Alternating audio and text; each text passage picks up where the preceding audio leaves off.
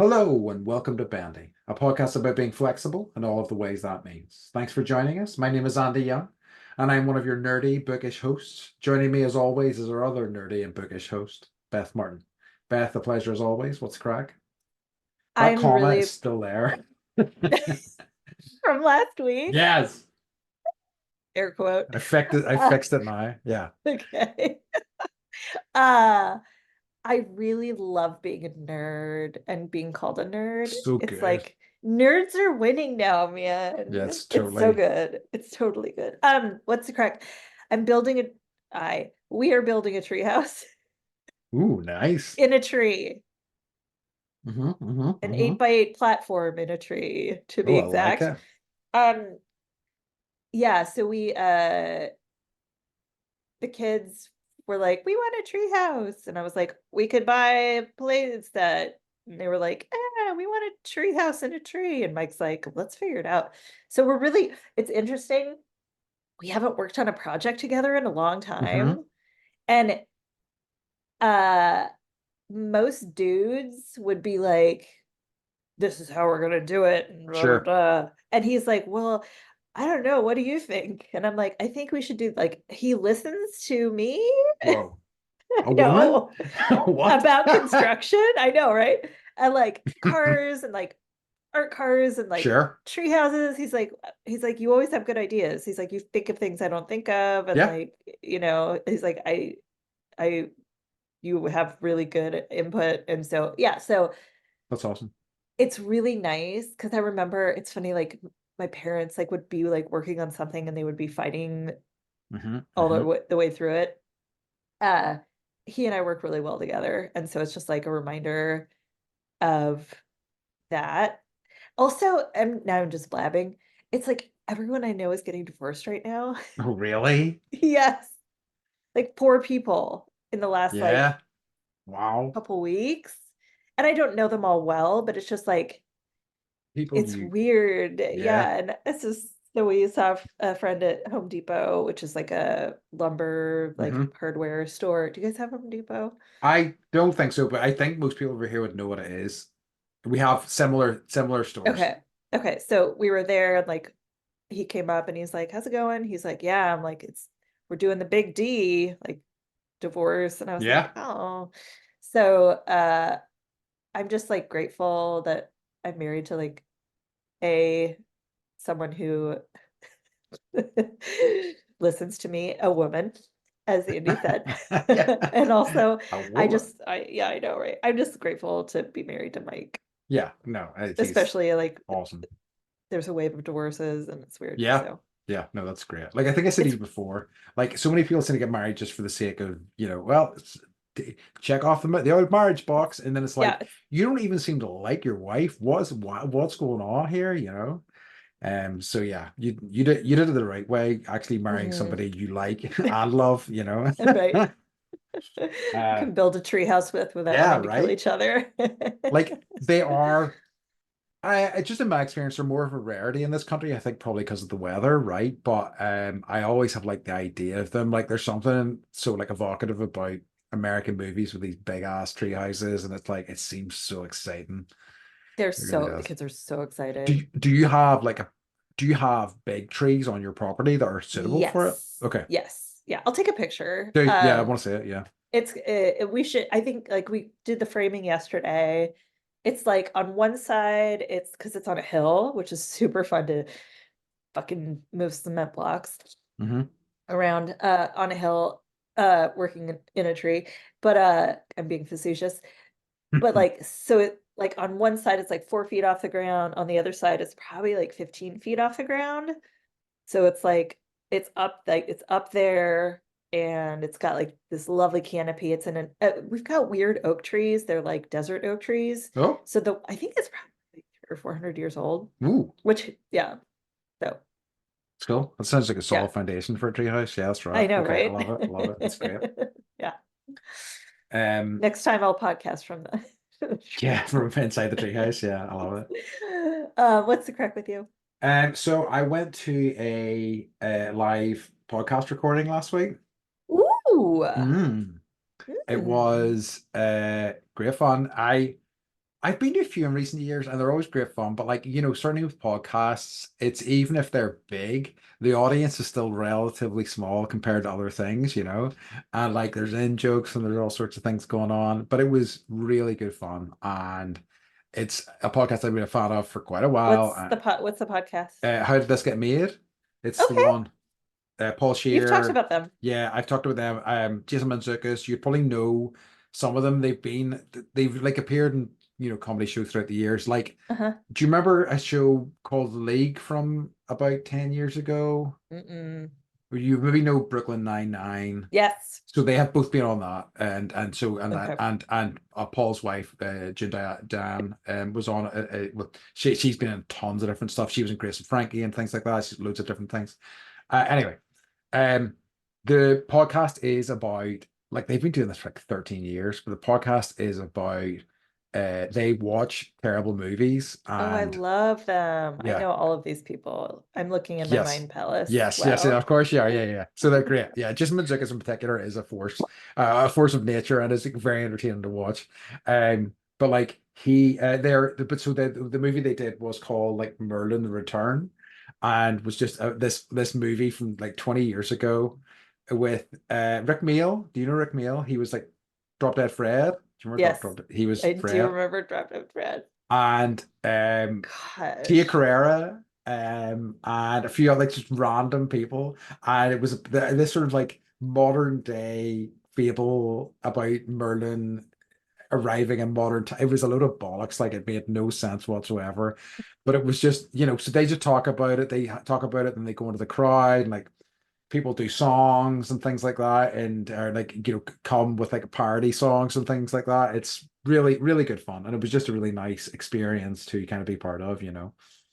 I've been to, I've never been to a live podcast recording. I've been to see like podcasters, Hmm. like just uh Just hanging out. yeah, and like Uh-huh. talking and Okay. Yeah, yeah. I don't know, that would be the dream, man.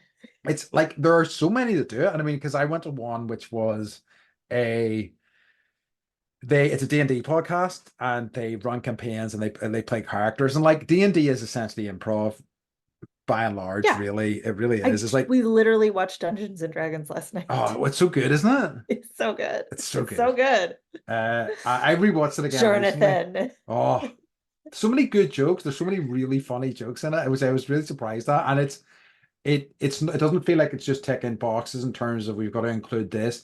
It's got interesting things in it in ways that kind of make sense organically. It's great Yeah. fun. I really hope they make more, but it I do wasn't too. super I know. popular, That's what we sadly. were like totally talking. I was like, I don't think it made enough money. Just I don't know. It's just So, so many good. Like I said, on a sit on a rewatch, it was so in that movie yes. at the end when they are all escaping and Hugh Grant's trying to stop them in the boat and they cast a big wave. So Hmm. that was filmed in my hometown. That's Carrickfergus Castle you're seeing there. Hmm. No way. Yeah. Hmm. That's Hmm. so freaking cool. And Yeah. it's how apropos. So yeah, but it's a great movie. But like, so that was a D&D podcast I saw.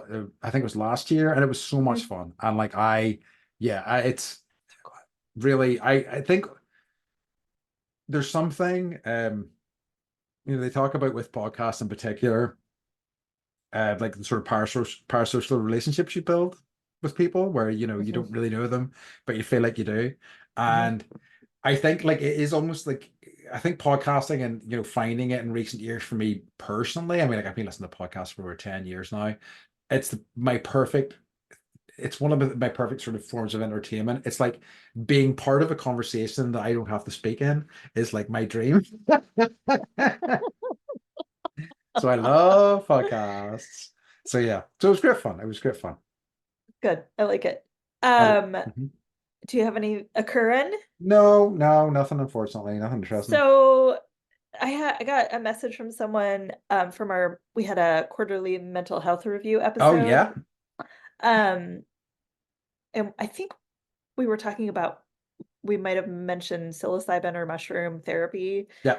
And so someone said that yeah, like this is, someone that has medical background. said that mushrooms, I'm going to read this, are very rich and help reduce the risk of developing serious health conditions such as Alzheimer's, heart disease, cancer, and diabetes. Also reduces anxiety, depression, and PTSD. Mm. Um, I've actually taken psilocybin and regular mushrooms like lion's mane and Yeah. a whole host of other ones for therapeutic purposes. And if people are interested, yes, I would recommend investigating if it's legal in your country. Yeah. There is a really, and I'm going to forget the name of it now, but there's a really interesting documentary about mushrooms, not just psychedelic mushrooms, but mushrooms generally on Mhm. Netflix. The name of which escapes me. We'll try and find it soon, but like it's a really incredible sort of look into that world, and also really interesting look into why it's not something that's really been investigated. Like, the guy was Paul Stamets, who is the Yeah, sort of authority. it's He's called Fantastic Fungi. Actually fantastic fun guy. I used to work with Paul Stamets. Yes, I remember you telling me. Yeah, that's Yeah. so cool. So But he like, would speak at conferences that I would run for doctors. that's great. See, what's so amazing about that is he's kind of self-made, and there wasn't really anybody studying this stuff and he like made it himself. And it's like so fascinating how these subsets that could have value to like human, both like mental and physical health, aren't investigated because like, oh, mushrooms are kind of weird, which is I it's don't so like the way interesting. they taste. No, they're gross. Uh, Um, but yeah, that's a really fantastic documentary and a really kind of interesting look into that world, I think. mhm. Yeah, I remember watching it, and it's interesting, like the politicization, if that's a Yeah, word, it is. of mushrooms, and like he had bought land in different states, Uh-huh. Yes. and there was I can't remember which state he was like, oh, they're passing a bill where they're going to make it illegal, so I got to go buy land in Canada, and like he's working with students to Yep. help them learn how to do this, and it's a great documentary, um and not just the psilocybin aspect, but there's so many mushrooms that really do have amazing Yeah. therapeutic Because purposes. And yeah, I and also, like, I didn't know how big fungi could be, yeah. like miles, Yeah. all connected, kind of like in Avatar, where it's Yeah. like, and it's all like it's all there, it's all under the ground, it's all communicating. And was it this documentary, or I read it somewhere, Uh-huh. that basically, like, they're thinking that the fungi are actually helping other plants communicate with each Yes. other, I and think it like was in using, that. like, that's like it's like the phone system. It's so Yeah. cool. I think It's like like even coral, like we yeah. couldn't live without it. And like they talk a little bit about it, almost being like the Earth's nervous system, its central Yeah, nervous system. It's such an yeah. it's very very interesting indeed. Yeah, yeah. But So yeah, thank you to our listener for bringing this up so we could yeah, talk about yeah. mushrooms more. Do a type five and mushrooms. Yeah, we could Right. probably talk a lot longer about it, but yeah, I think that it could be its own episode. Yeah. absolutely. Um, but yeah, yeah, I don't think I've got anything else occurring. No, I don't. In fact, Okay. I had nothing to begin with. Never mind. Good Nothing check, else. though. Yeah, I'm yeah, glad good check, right? you looked at nothing. I looked at the blank slot on my page and went, aha, it's still blank. You haven't added anything since 5 minutes ago. Um, but yeah, so I think maybe we can start moving into today's topic. Andy's so excited to I am talk so about this. excited. He's been I wanting to talk. I can't believe we waited 29 episodes to talk Yeah, about like I it. had to check because I whenever I suggested this, so the topic today is comic nerds, and we're going to talk comic books, okay, folks? So strap in. I Strap in. whenever I pitched this to Beth, I was like, have we talked about comics before? How could I not have pitched comics before? So we haven't, unbelievably. Um, it's interesting, and I think it's tough for me to imagine something I advocate more for than comic books in terms of how meaningful they are to me. Like I love other things as well. Like I obviously am a big video game fan, but I think I find them harder to advocate for than Mhm. comic books. And I like Like if you had to pick one, I would be comic books for okay, days. It would be books generally. I just yeah. like those. I think I'd miss that far more than I'd miss video games, certainly. Um, but it's it's so formative for me. It has whenever I really only like I certainly read a lot of sort of British comics when I was a kid, but going into like high school and stuff like that, I was such a kind of catalyst in terms of making friends and things like that. And then I kind of discovered, American comic books, and then it was just off to the races, and I was, hooked. And I love the medium. I think it delivers.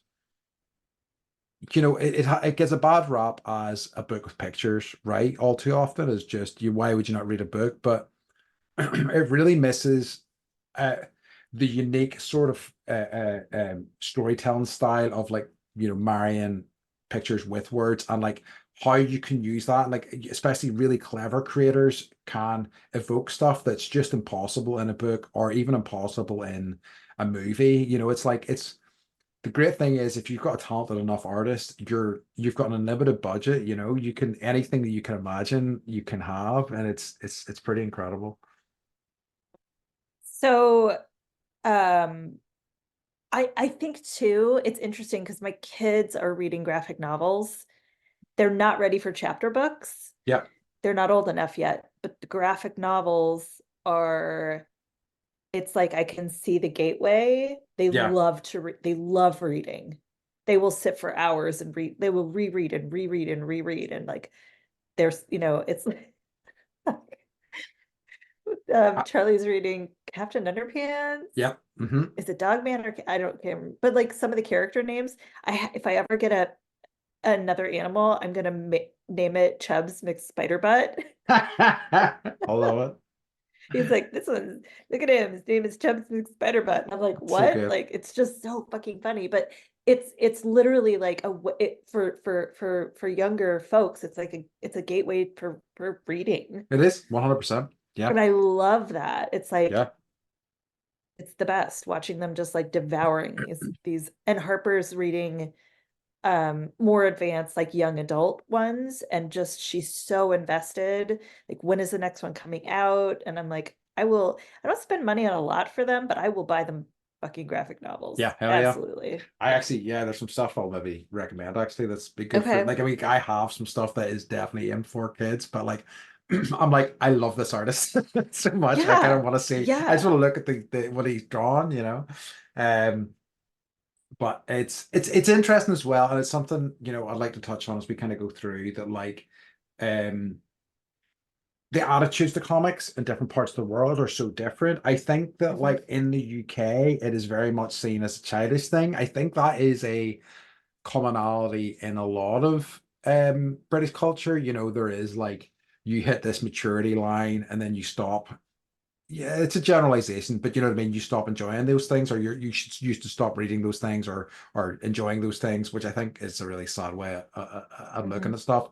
But then I look at somewhere like France, which is, has a much healthier attitude to it. They've got a much kind of richer, more vibrant sort of comic book sort of scene as a result, and, adults and stuff will read them. Like, even like, or I think about, spending time in Japan, you see like adults reading comics in Yeah, the train and stuff like that. And you just don't really get that here. I mean, not to an extent you do, but not really, not much.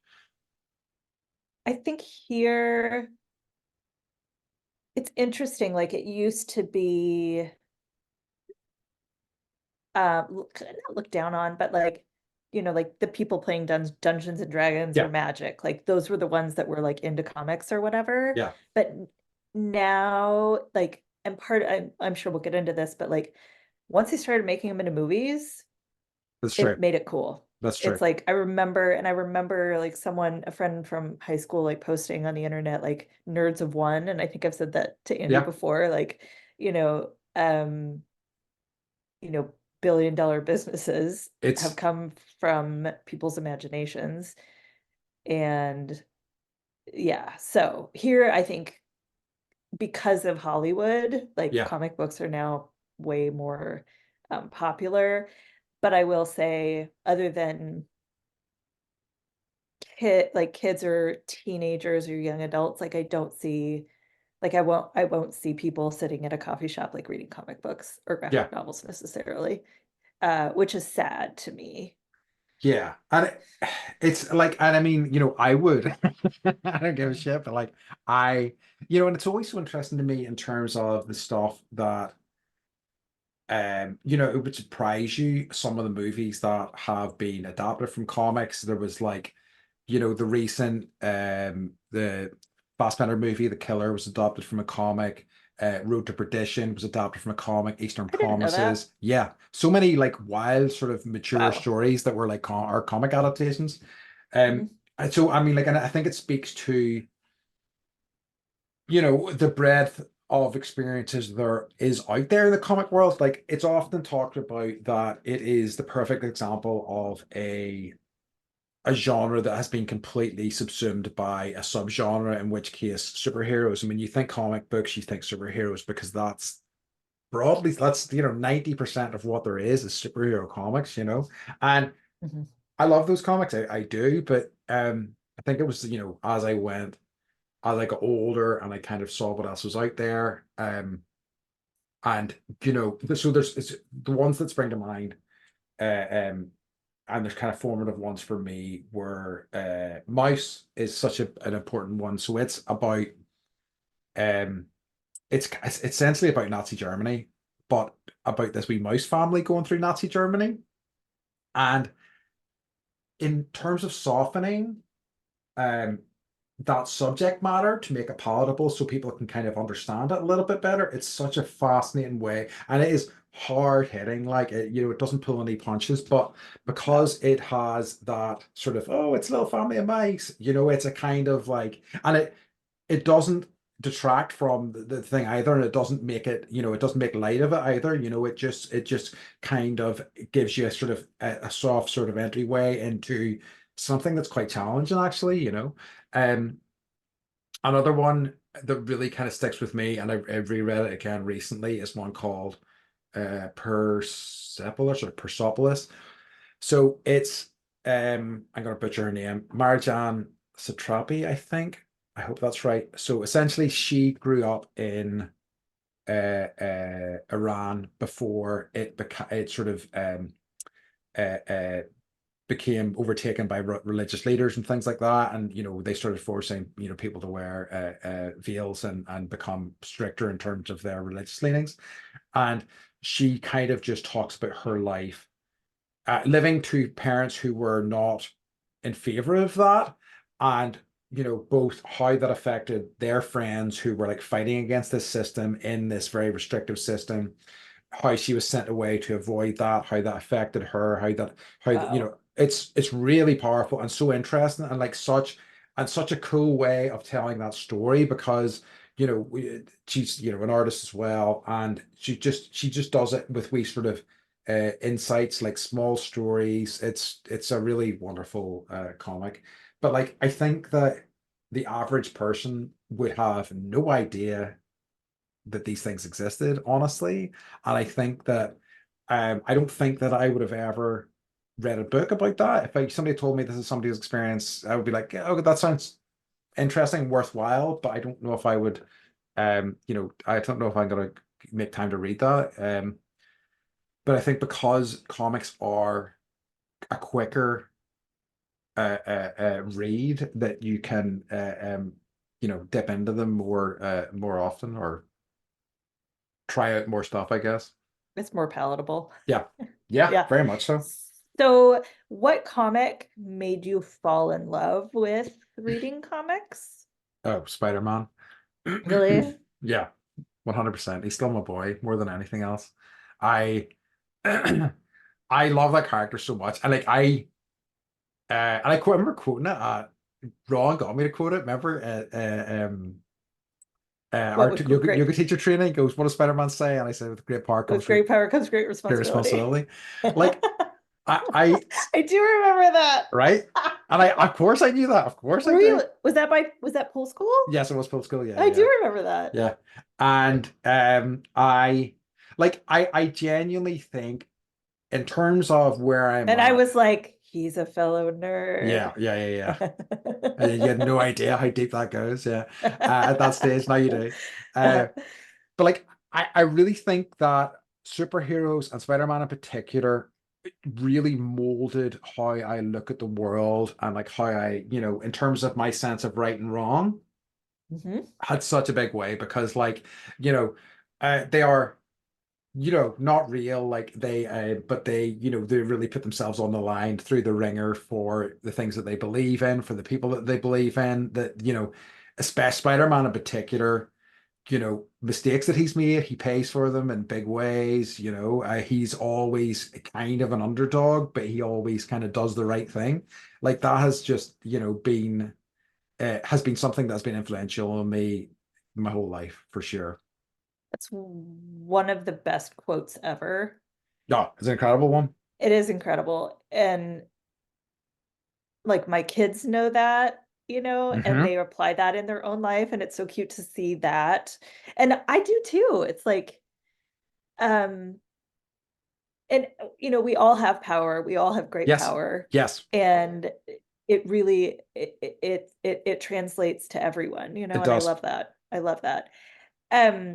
So mine were I'm embarrassed. No, it's okay. No, no. The Archie comics and Yeah. Katie Keene.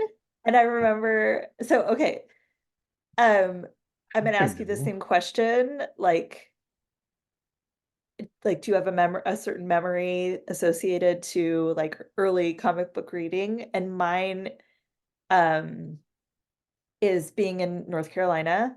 Uh, Hmm. and I remember going to the market, and they had like you would walk in and they had would always not always have like a big bin with live soft shell crabs. Wow. Uh-huh. I know. So you walk in and like there's the soft shell crabs, and like sometimes some parents would buy some. And then I would turn to the left and there would be do you remember the comic book racks? Yeah. Hmm. So there would be like the rack, and you'd stand there and spin the rack and find like the right Archie, what, like which one haven't I read, and like bringing those home and just like getting completely absorbed in this treasure. And then at the very back of the comic book, they had like toy advertisements, Hmm. Hmm. and you could be like, and I would, I would get like one comic book for like 2 months or something. Like my Yeah. parents they were like, yeah, shelling it out all the time. So I would reread and reread, and then like circle all the toys that I was never gonna get, but like the ones I really wanted. And I just like have that's like a memory that has always stuck with me. So do you have anything like visceral like that? Yeah, the key memory, and it was with a friend, one of the friends I made, uh, um, in school, in high school, was like one day, I think we missed PE. I don't know why. We maybe didn't have our, uh, Because you PE gear skipped. or whatever. We skipped. And instead we read a Spider-Man comic, and I still remember that. It's seared into my head. And, like, Skipping school to read comic books. yeah, rebels. So So dangerous. are such badasses. Like, and I still kind of, I like, yeah, because he was an artist as well, and I liked writing, and I always thought that we would, do something together. Like, we kind of drifted apart as time went on, unfortunately, but it was always something I kind of had hoped would happen with us. It just kind of didn't end up going anywhere. Mhm. But that is so visceral to me. Like, and I still have memories of whenever I went to, so I think I've said before, in my teenage years, my parents took us to, Orlando, for like Disney and things like that, and also, California, and then we went to like Disney, and we went to San Francisco and San Diego, and things like that. But I always was like, and this was still when you were looking stuff up in phone books, I would like find comic shops and phone books and like get them to take me to comic book stores. And I still like remember going to a comic book store in Orlando and just being like it was huge and it was so incredible and it was so it just kind of blew me away. Fabulous. Yeah. I mean, I guess my question is, do American comic books dominate the comic book market? I mean, Japanese comic books are massive as well. Yeah. I would say, and like not just Japan, but like yeah, Asia in general. So also some Korean stuff and things Yep. like that. But like, I read some Japanese stuff as well. But I think it's interesting. I think I would have said maybe 10, 20 years ago it would be mostly American stuff, but I feel like Asian comics are becoming so much bigger now. And just anecdotally, Yeah. I have Like had once Akira came out, it was like, that yeah, really was the floodgates opening. Yeah, yeah, it really was. That's an incredible comic and so much better than the movie because it's so much more detailed in ways that yeah. I think the movie needed a wee bit. But like, and I didn't do this intentionally. This chair that I've bought, right? So I'm gonna Your turn gaming around chair? my gaming chair. So it's Oh, what? you probably can't see it fully. I'll take a picture of it and put it up. But like, essentially, my gaming chair is I wheeled around there so Beth could see it. It's a My Hero Academia chair. And like I didn't buy it for that reason. I bought it because it was green. I like green. Also, it was like they were on sale. I guess they didn't sell many of them. Um, but like it's my talk. So I was so one of my friends, who's a fellow yoga teacher. She got a young kid. I think he's about 12, 13 or so. And she showed me pictures of them about a year or so ago, and they were going to a convention dressed as characters from this. And I was like, "Oh, I know those characters. I know who they are." And I saw him before. Like, I went on a walk with them, and I was chatting to him about it. And then, like recently, I was at her 40th birthday party, and he was there for a while. And he just like came up to me and goes, "Are you still reading My Hero Academia?" And I'm like, "Yes." Like, oh yeah, and I were talking, and we just had a nice conversation about it. And I was like, I just made me really happy that he remembered and he wanted to talk to me about it. But I don't know how I got onto that. I got carried away. You're just Yes, going. you asked me about American comics. So yeah, I think that it's a mix of mostly American still, but there's a lot of Asian comics doing the rounds these days, and like Mhm. a smattering of French comics as well, and things like that. But like translated, obviously. There's a lot of Japanese comics at the library, Yeah, but it's interesting. I looked the other day, they're they put them all in either children's or young adult. yeah, There's no like adult comics section, at yes, least not in our tiny town. but it's so interesting, and I still remember, and it still happens now. It's because a lot of people just don't get them and think, oh, well, they're for kids, obviously. And I remember you used to find comics in the kids section. I was like, this is not for kids at all. This should No, not be in here. like Grendel should not be in the children's section. Yeah, wild, really wild stuff. Yeah, Or like we yeah. have one heavy metal. I don't know if you remember heavy metal. So heavy Mm, metal was like I don't even know if it was a comic necessarily. It was like a magazine, but it was just like women in like chainmail bikinis, with heaving bosoms, flying yeah, dragons and shit. yeah, yeah. And like you'd see those in beside Spider-Man, you'd be like, I don't think this should be here. No. Um, so have you ever taken a break from comics? Um, that's a good question. Probably when I was away in like, you know, South Korea, because it'd been harder to find English language stuff like that. Though I do remember actually ordering stuff from Amazon, from Amazon, and like I got my friend a gift from Amazon on his birthday of a comic book as well, because I know he was kind of starved of them. Um, so yeah, So yeah, no.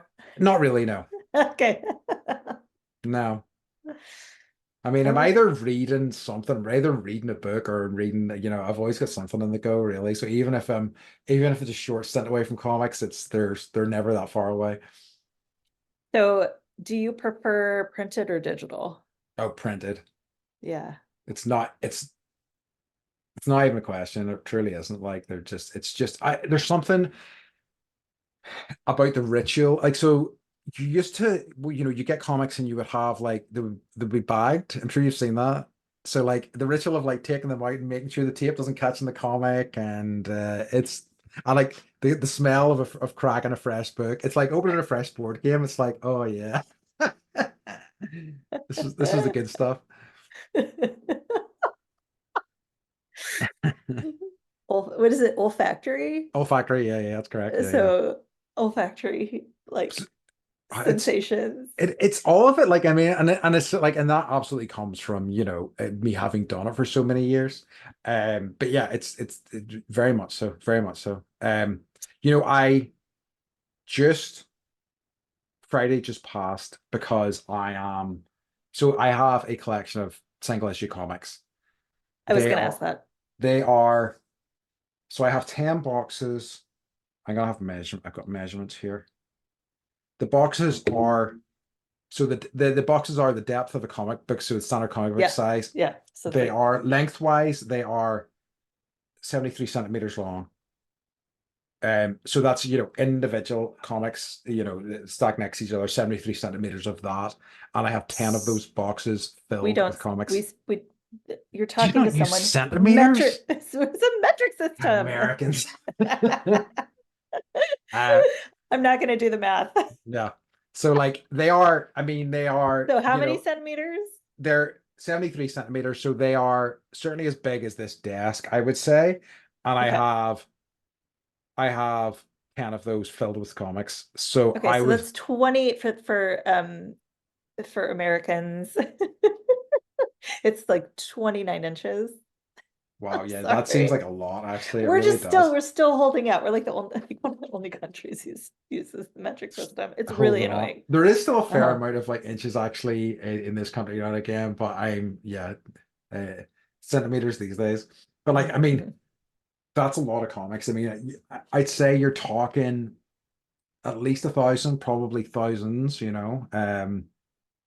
kind of insane. So I was kind of cataloging them, finding the interesting ones because I'm going to see about selling them just because they have meaning for me, but I'm also like not too sentimental. Like I haven't really looked at these for like 10, 15 years. I prefer like collections these days more than anything. So I'm just Yeah. like, there's no real point me holding on to these. Why not sell them and get a bit of money, especially at a time when I kind of need a bit of money. Hmm. Pardon me. So Um, so do you connect comics with like life events? um that's a good question. I don't think so. Like I can identify certain things that um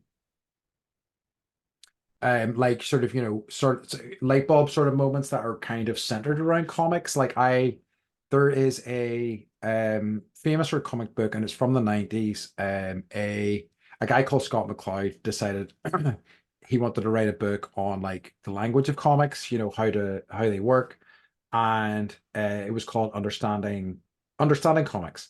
And as he was putting it together, he realized, well, would this not make more sense as a comic book? If I'm going to do like an educational text, why not do it as a comic book? And it works brilliantly. And it was kind of like, and this was still early when I was still like reading a lot of superhero comics when I first encountered it. And I was like, oh wow, there is literally the potential of this kind of art form is kind of limitless. And it was such a kind of a light bulb moment for me. It really was. So what if you had to pick like your top favorites? Oh, uh, Yeah. Sorry to torture you. um, like Sleeper's a comic I read probably once a year. It's like it is a super it's sort of like a postmodern superhero comic. It's about this sort of um superhero who's like a double agent for a kind of criminal organization, and it's a masterpiece as far as I'm concerned. It's Ed Brubaker, who is probably one of my favorite writers. Um, and like he's written a ton of stuff. Like he's written, stuff for Marvel and I think DC as well. He wrote a series called Criminal, which is just he kind of loved all the sort of pulpy um pulpy sort of novels, the trashy sort of crime novels, Hmm. and he wanted to do Pulp novels. yeah, and Yeah. he wanted to do like a comic book version of those. I adore. There's a book called there's a series of novels called Parker, Okay. and there's movies made of them. There's a handful of movies made of Parker and stuff like that. So one of my favorite artists is a guy called Darwin Cook. He died a few years ago, unfortunately, and he did these books. He decided he wanted to do comic book versions of these books, and they are beautiful. He was such an incredible artist. Almost these like Art Deco works of they're so beautiful. And he like his art style compared to some other sort of comic books is quite simplistic. For what he did was for each of the stories, he picked a kind of color set. He only uses a handful of colors, and the colors kind of represented the story. It's really a staggering achievement. I thought he didn't get to finish them all, unfortunately, before he passed away. But what he did finish were just sensational. I hate it when that happens. Yeah, I know. You're like, what do you mean you died? I know. So inconsiderate. There's work to be done. I know. But he was, yeah, an incredible talent. He really was. And it's interesting because like I think that's one of the cool things about Western comics in that oftentimes it's a partnership between an artist and a writer. What's Writer. interesting Yeah. about like a lot of Asian comics is oftentimes the writer is also the artist, which is such an incredible amount of work. Like it kind of blows my mind. Um So like you can follow artists you love, you can also follow writers you love, and sometimes the combination doesn't work for you, but like you tend to find guys who do stuff that you find interesting and you kind of keep going back to them. So did you ever like what were comics? Did you guys get the Sunday paper with like the comics? Sort of. Yeah, we did. We did. It's not the same. I understand this as an American thing because it's in a lot of movies and stuff like that. Not real, like the funnies, right? Is that what you call Yeah. them? Yeah, yeah, Yeah. yeah. We, Yeah. I don't think we had it in quite the same way, but we did have uh, comic strips in newspapers and stuff. Yeah. Okay. Yeah. So we would get, and this is like I'm totally dating myself, but we would get the newspaper every day. And but Sunday, like we would get like the Sunday comics or the funnies, and Hmm. it would be like four or five pages like total, but it would be, all of the Garfield and Yeah. um the Far Side and Yeah. all of the like those I also remember and love, and I feel like they're because we don't have a printed paper, like that's lost now. That's a It's true. lost art. Those aren't as popular. Like the kids don't know who Garfield is, or if they do, it's because it's a movie. True. And I feel for them that they don't get that like Sunday experience. Uh, no, I hear you, and I mean like the one because we certainly had Garfield, like the one, and I'm sure you'll remember this as well. The one like that I adored as a kid was Calvin and Hobbes, Calvin and Hmm. Hobbies. Like, Calvin and and Hobbes. we didn't get them as um I don't think it was newspapers over here, but we kind of got collections of them, and Yeah. I adored that comic so much. I mean, it's just like childhood distilled in such a kind of perfect way. It's just the best. I still use their uh their game of Calvin Ball where they just change the rules like whenever they want, And I'm like, when I'm in a situation and someone's changed the rules, and I'm just like, oh, okay, we're playing Calvin Yeah. Ball, and like, not many people get that reference, but I know you do. So, I I I also have such respect for him in terms of he never really was like, I am selling the likeness for this so I can make a small fortune no, off it. If he no, did, he would be a multi-millionaire. yeah, he He would never do it. he just walked away at one point because I think he wasn't happy with how the newspapers were dealing with him, and he was just like, yeah, I've had enough. And I have such respect for that, truly. I do too. Like, it's not in its purest form, so I'm out of here. Yeah, this is it, He had, exactly. yeah, he had ideals. And and like morals. he did, and like what a body, and still what a I body of work totally that would he have sold left. out. Yeah, absolutely. I would have sold out in a heartbeat. You kidding me? I went the whoever the Garfield creator was just like, yeah, yeah, you freaking license anything you want, you know. Yeah. Yeah. So, But I have to ask the question, and I'm mhm. sorry, but Marvel or DC? Oh, Marvel.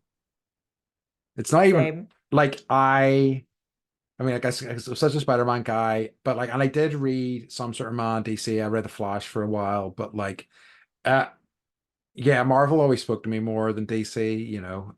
So yeah, yeah, I it's feel like it's silly, but it almost feels like Marvel just has more like heart and soul and yeah. They talk about like less capes and more like, I don't know.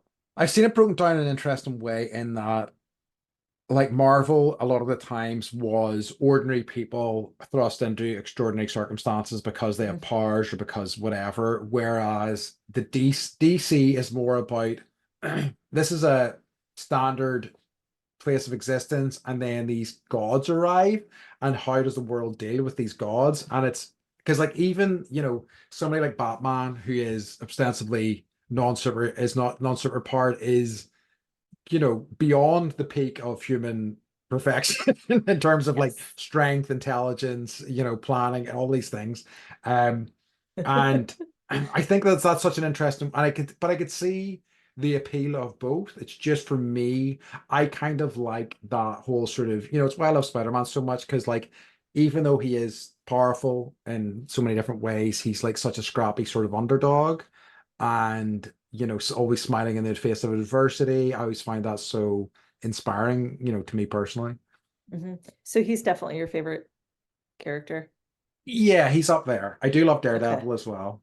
Ah, I'm Um, a Doctor Strange fan. Like sure. if I could have powers, that's you know me, like I love all the mystic stuff. Yeah.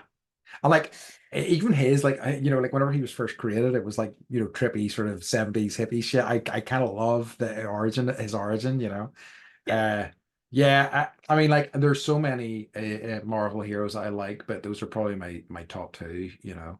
Um but like I just kind of love the form, and if like somebody was gave told me I should read a run of this hero, it's great, it's somebody I trusted, I would just read it. It wouldn't need to be one of my guys. One of my guys. Right. So how much do you spend a year on comics? So if you'd asked me that question maybe 5, 6 years ago, the number would have been far higher. I would say I don't spend very much on them at all these days. I would Okay. maybe Oh, I honestly, it's got to the stage where if I spent 100 quid on them in a year, that's a lot to a couple of $100, which is, historically very low for me in terms of comic books. I reread a lot of stuff um that I have. Also, I have a lot of friends who have comics that I haven't read, and I borrow stuff off them. Yeah. Um, so because like that Japanese comic that I'm reading at the minute, my friend has like 40 volumes of it, and I'm like, perfect. Let me just get into that. Yeah. Uh, you Yep. know, Don't fight with him. no, no, I won't. Not until I'm done. I'm nearly finished. Then we're gonna have a big fight. Prepare yourself. So, what is your absolute favorite series or single Um, comic? Like it probably is. Sleeper is the one that I go back to again. It's not one that nobody will have heard of, but like I adore that comic so much. I would go back to it multiple times. I think it's the same, well written. It's like it's still about Sleeper superhero or sleepers? sleeper, Okay. and even though like I like comics that aren't all about superheroes, like superheroes are so intrinsic for me to comics that Yeah. I kind of like that this is a kind of a twist on what they are.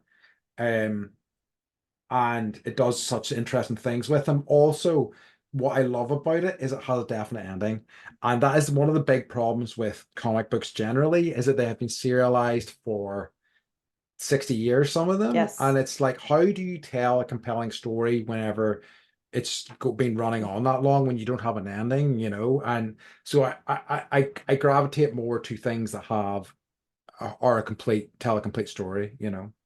And no one ages. Yeah, yeah, Like that would be compelling. Like 60 years, but like they progress and they age and they get yeah. married and divorced and Yes, yeah, yeah, yeah. If it's that really happened, hard but having kids and I'm yeah, trying to like save the world. but Spider-Man's like still in his 30s or something like that. It's like, no, Yeah.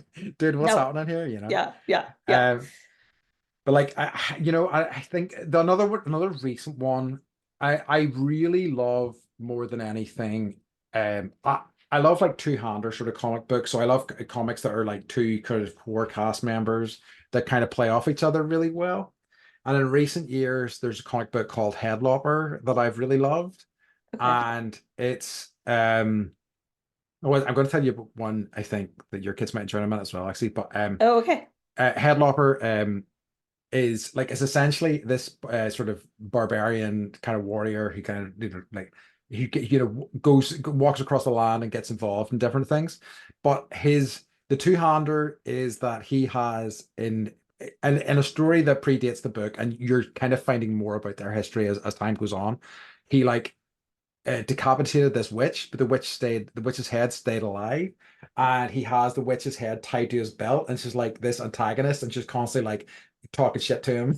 And he's like this really kind of stoic, strong guy. It works beautiful. And she's like laughing at him and things like that. It's really Like great. something you wish Bruce Campbell starred Oh, in. exactly. It is very much that. Yeah, yeah, yeah. Um, But the other ones, there's an artist I love called Chris Samney. I don't know. He's got these artists that have a sort of a classic sort of style, you know, a sort of 60s, 70s sort of style I really kind of gravitate towards, and he's really he's great at that. But he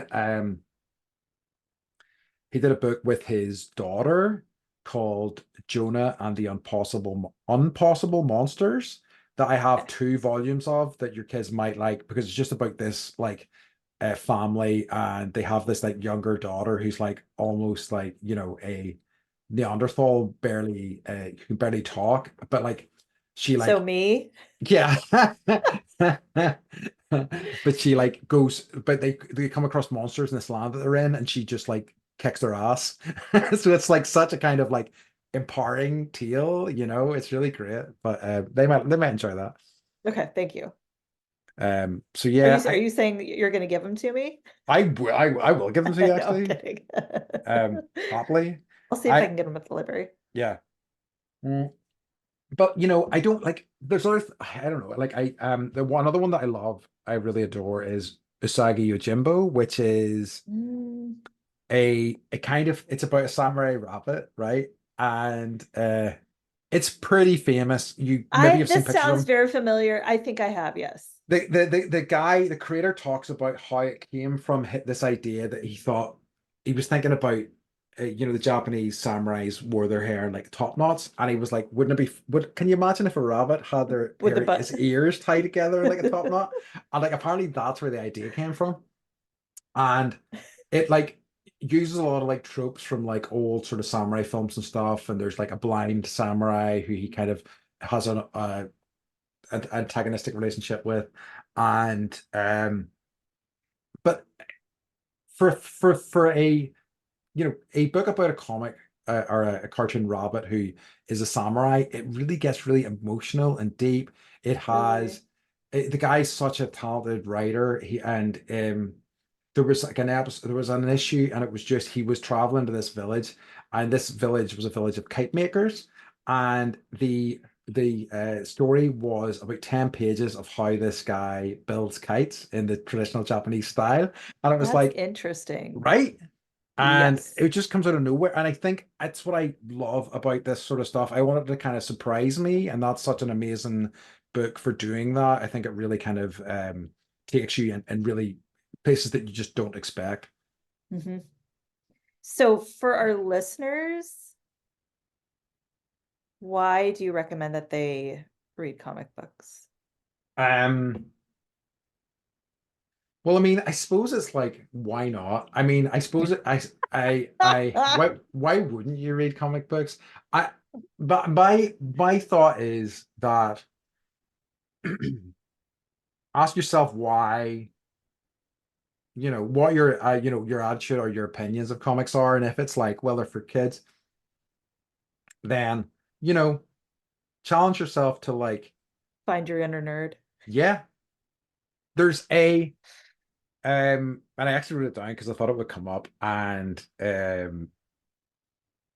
is there's a C.S. Lewis quote, and I always come back to it. I always wish I could remember it verbatim. I'm just not a kind of guy who can remember quotes verbatim, but so C.S. Lewis has said this. When I was 10, I read fairy tales in secret and would have been ashamed if I had been found doing so. Now that I am 50, I read them openly. When I became a man, I put away childish things, including the fear of childishness, and the desire to be very grown up. And I always really like that because I think that like I don't know, there is something childish about comics, but like that's okay.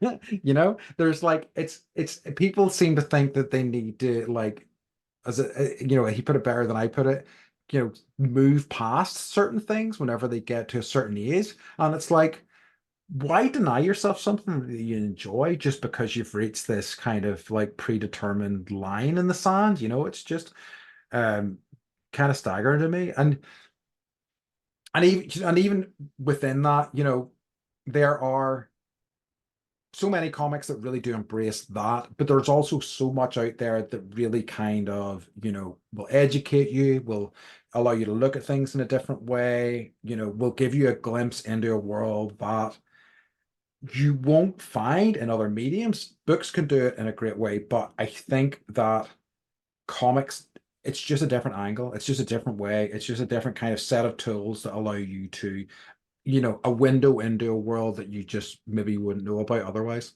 So, I yay, also comics. love, yeah, comics. But I also love it's like when you read a book, like, you develop the character's voice in your Yes. head.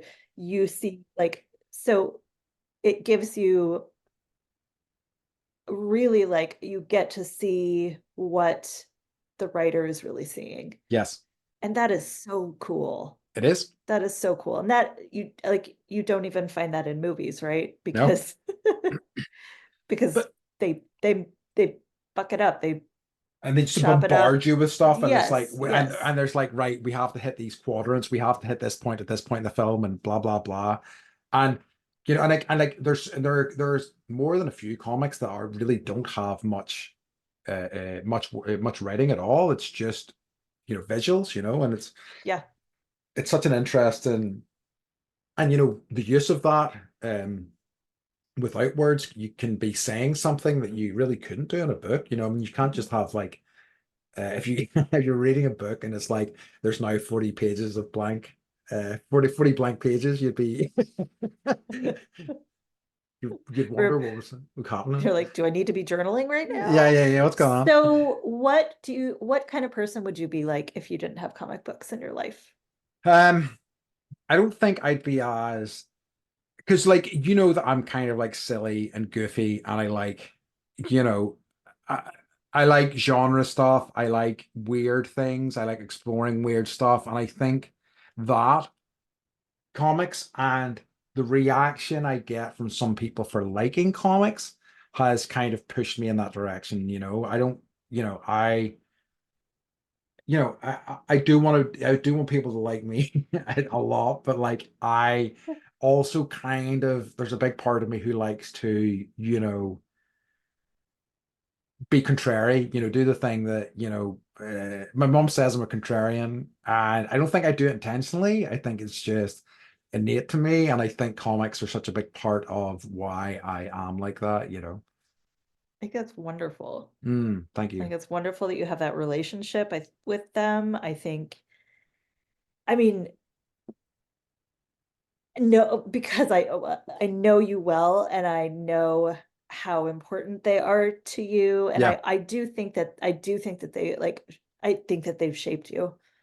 Absolutely. I mean, Yeah, I mean, like I say, the with great power comes great responsibility still resonates with me yeah. today, and I think it always will. And how I, think about justice and things like that. I mean, like I don't, I can in terms of, the whole vigilante, beating up criminals. I'm not sure I'm crazy about that, but it's the morality of it I has always kind of spoken to me and kind of shaped how I've like approached life as well. hmm hmm Well, you're wonderful, so keep reading them. Thanks. Yes. You're welcome. Don't have to tell Here's me the to permission. don't have to tell me twice.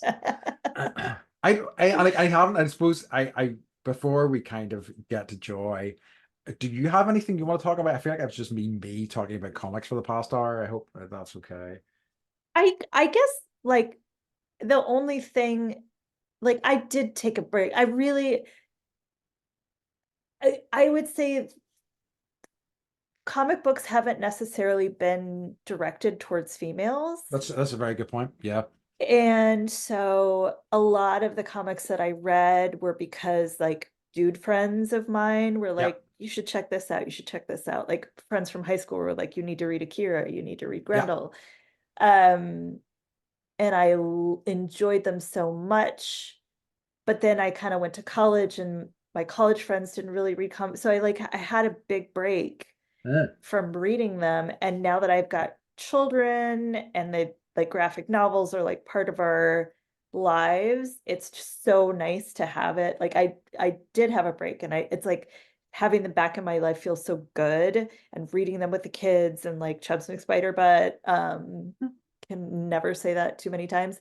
The hilarity that it infuses into our daily life, these stories and the characters, it's like this whole new world has reopened for me. Yeah. Not whole new world, this world has reopened to me and it feels really good, and I just want to encourage like women to like read Yeah. these things, because it is a whole genre that is so creative and so endearing and has so many wonderful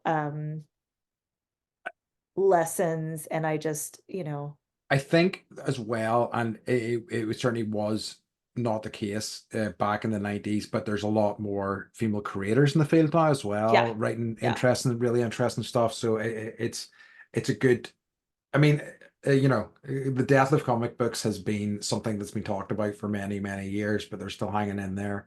Um, so I think it's now as good a time as any to like find something that's appealing to you and checking it out. yeah, yeah, totally. So Yeah. yeah, I'm glad we went here, man. Good chat. Good.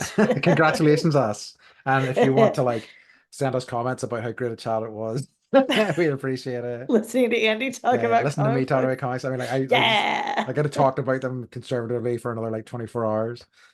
Um, but yeah, so I think probably we're starting to move towards the end. So the question of dread. Beth, what's been bringing you joy this week? My children are back in school. Yeah. So spring break is over. No, so we we love pigs in our family. Hmm. So one of the things we did over spring break was there's like a breeder of pot-bellied pigs that's like Hmm. maybe like 40 minutes from our house, and they breed them, but they also let you come and play with the baby pigs for like $10 or whatever.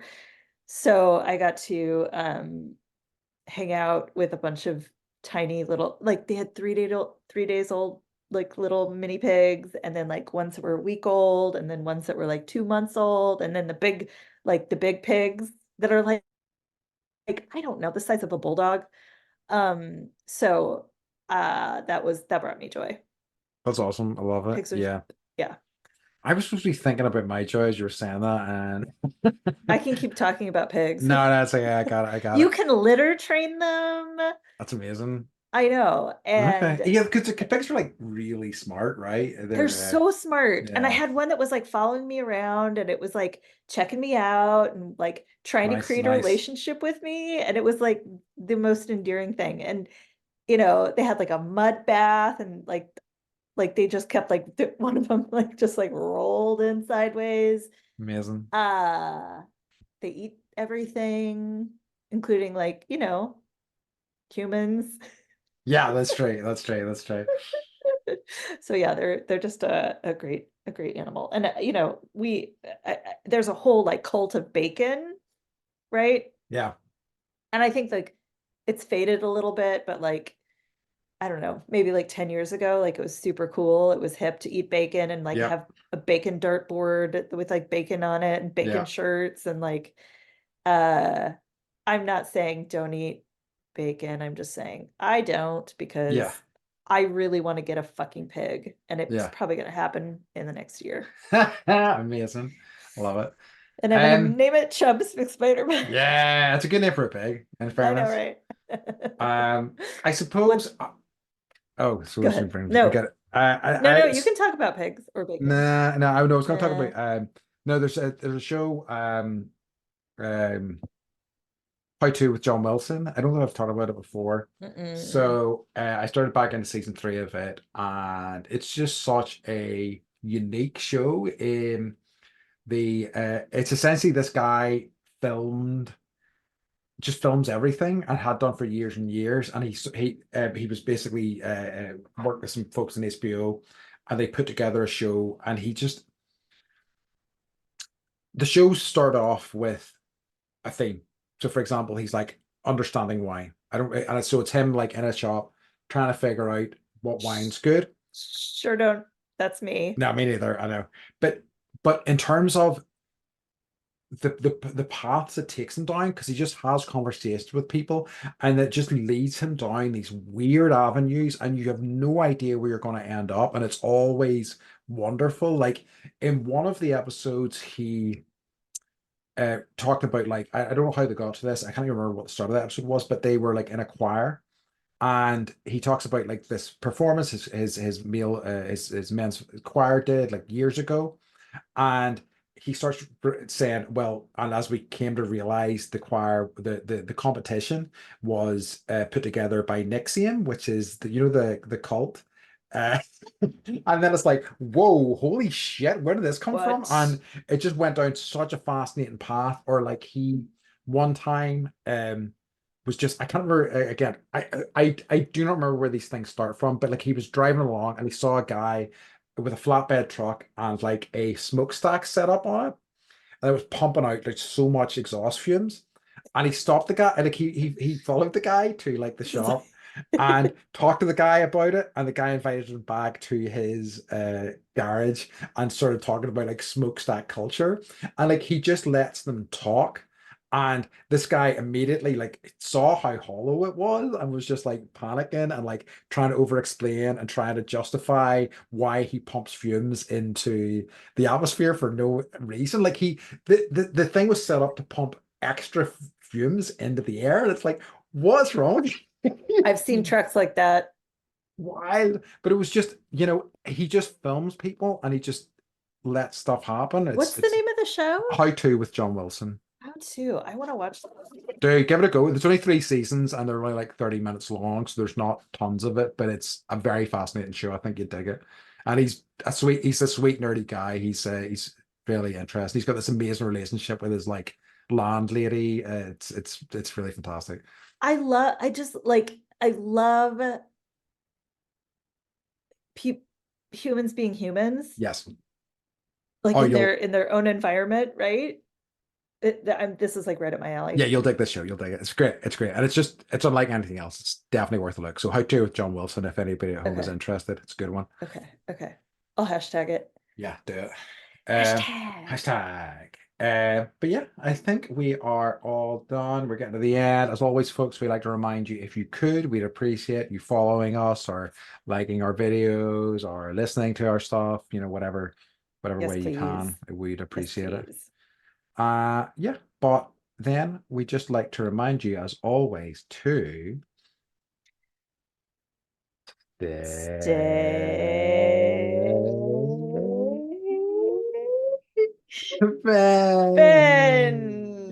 Bendy. Yeah, that was a good one. All That was right. good. We love you. Bye bye. We love you. Bye, bye, bye. That's-